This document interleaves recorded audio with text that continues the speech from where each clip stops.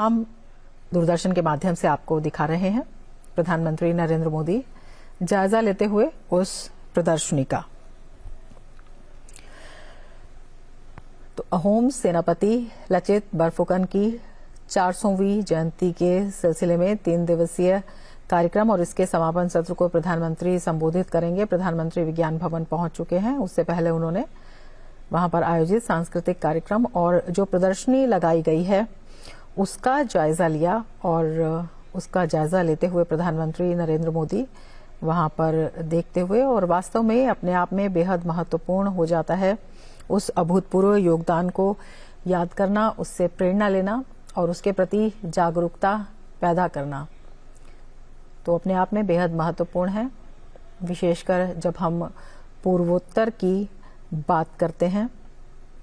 पूरा पूर्वोत्तर और राष्ट्रीय एकता के प्रतीक लचित बरफुकन, उनका योगदान उस सिलसिले में। और अगर हम उनके योगदान को बताएं तो ब्रह्मपुत्र नदी में मार्च 1671 में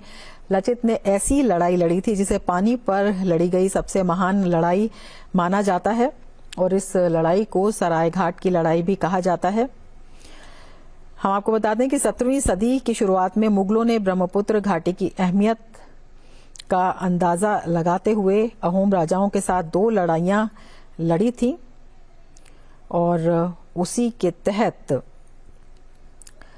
लचित बरफुकन का जो योगदान रहा मुगलों के खिलाफ राष्ट्रीय एकता में, उसे इस प्रदर्शनी में दिखाया गया है। विभिन्न जो चित्र हैं उनके द्वारा, इसके अलावा कुछ लेख भी वहां पर मौजूद हैं जो उस वक्त जिस तरह का संघर्ष हुआ था, जिस तरह की लड़ाई हुई थी और उस लड़ाई में जो योगदान रहा था अहोम सेनाओं का, उसको इस प्रदर्शनी में दिखाया गया है, दर्शाया गया है, बताया गया है और प्रधानमंत्री भी उसका अवलोकन करते हुए, देखते हुए, और ये अपने आप में बेहद महत्वपूर्ण है।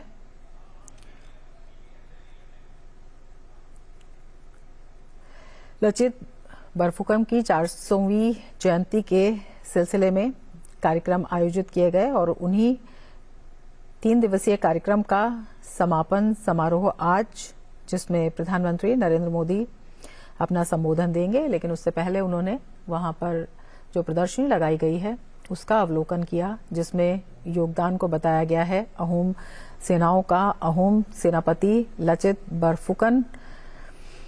की दृढ़ इच्छा शक्ति का और राष्ट्र के प्रति उनके समर्पण का, देशभक्ति का, और किस तरह से राष्ट्रीय एकता के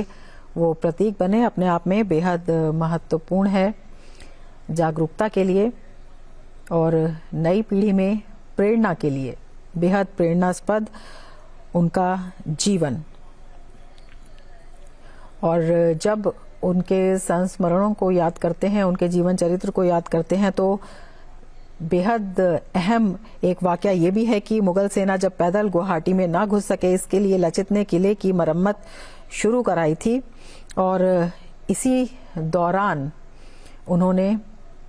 इसके एक परकोटे की मरम्मत का काम अपने मामा को सौंपा था, लेकिन उनके मामा ने थकान का बहाना बनाकर काम पूरा नहीं किया तो गुस्से में लचित ने मामा का सिर ही धड़ से अलग कर दिया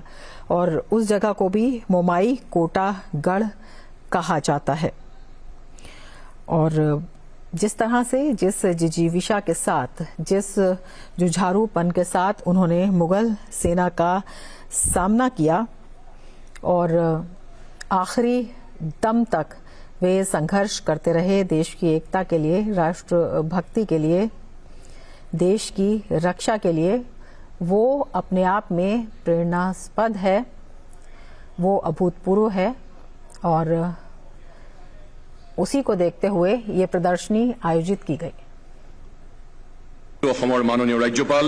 অধ্যাপক জগদীশ মহোদয়, অসমৰ মাননীয় মুখ্যমন্ত্ৰী ডক্টৰ হিমন্ত বিশ্ব শৰ্মা মহোদয়, বন্দৰ, জাহাজ, জলপথ, আয়ুষ বিভাগৰ কেন্দ্ৰীয় মন্ত্ৰী শ্ৰীযুত সৰ্বানন্দ সোণোৱাল, অসম বিধানসভাৰ মাননীয় অধ্যক্ষ শ্ৰীযুত বিশ্বজিৎ দৈমাৰী, অসম চৰকাৰৰ তথ্য আৰু জনসংযোগ বিভাগৰ মন্ত্ৰী শ্ৰীযুত পীযুষ হাজৰিকা, উচ্চতম ন্যায়ালয়ৰ অৱসৰপ্ৰাপ্ত মুখ্য ন্যায়াধীশ, ৰাজ্যসভাৰ মাননীয় সাংসদ শ্ৰীযুত ৰঞ্জন গগৈ আৰু লোকসভাৰ মাননীয় সাংসদ শ্ৰীযুত তপন কুমাৰ গগৈ। देवियों और सज्जनों, आइए अब हम इस भव्य समारोह का शुभारंभ करते हैं आहोम समुदाय के पारंपरिक प्रार्थना गीत आई सिंग लाओ के साथ।